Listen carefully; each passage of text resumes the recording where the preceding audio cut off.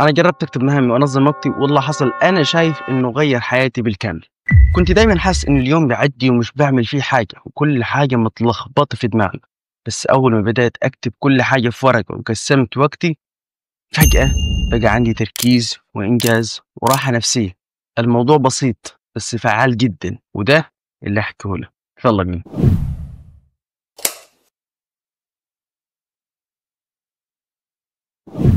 كتابة المهام وتنظيم الوقت من العادات الأساسية اللي لازم تعملها، لأنها مش بس وسيلة للإنجاز، دي طريقة تعيش بيها مرتاح.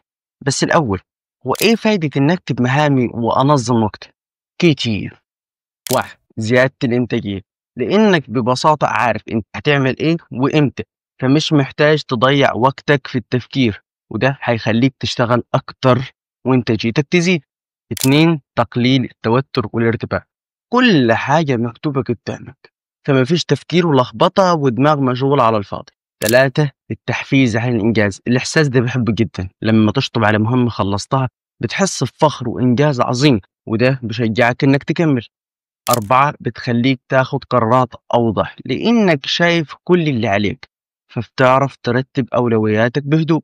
خمسة، تقليل التسويف، طالما الحاجة مكتوبة قدامك بيبقى صعب تتجاهلها.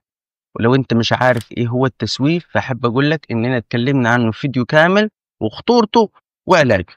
هسيب لك الفيديو في الوصف تحت، خلص الفيديو وبعدين انزل شوف. دلوقتي أكيد اقتنعت بقى إن كتابة المهام وتنظيم الوقت مهمين. طب أعملهم إزاي؟ أقول لك أنا. واحد، حدد أهدافك أولا.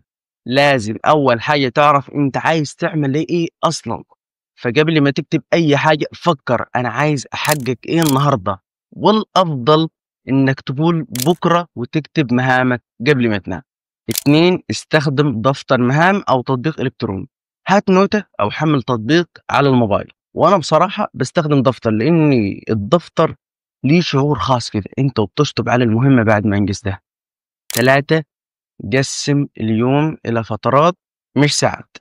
مثلا بتصحى الساعة 9، يبقى في فترة صباح مثلا من 9 ل 12، وفترة الظهر من 12 ل 3، وفترة بعد العصر من 3 ل 6، وفترة الليل من 6 ل 9. ركز لفترات، الفترات دي جواها ساعات. أربعة، اكتب المهام بصيغة واضحة ومحددة. لازم تكتب كل مهمة بشكل واضح ومحدد.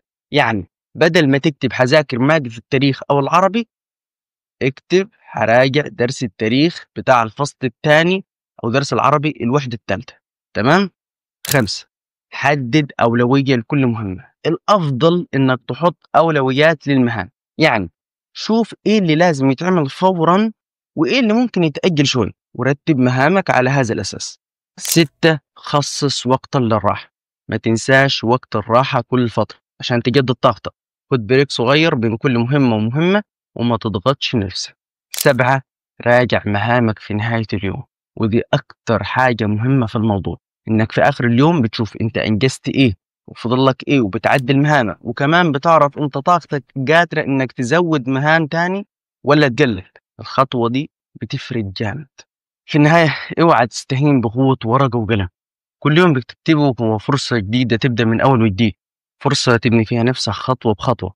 فما فيش حاجة اسمها وقت ضايع، في حاجة اسمها أنا لسه ما نظمتش وقتي. ابدأ النهاردة حتى لو بخطوة صغيرة، لأن التغيير الكبير بيبدأ من قرار بسيط. بس كده. ما تنساش تعمل لايك وتشترك في القناة وتفعل زر الجرس، تسيبنا تعليق براك أو موضوع حابب نتكلم فيه، وابعت الفيديو للكل، لأن الكل محتاج ينظم وقته. اتفرج على الفيديو تاني واكتب الخطوات، هتفرق معاك جدا إن شاء الله. أخوكم محمد أبو السعود، ألقاكم في فيديو جديد وحديث جديد من أحاديث تهمك. السلام عليكم.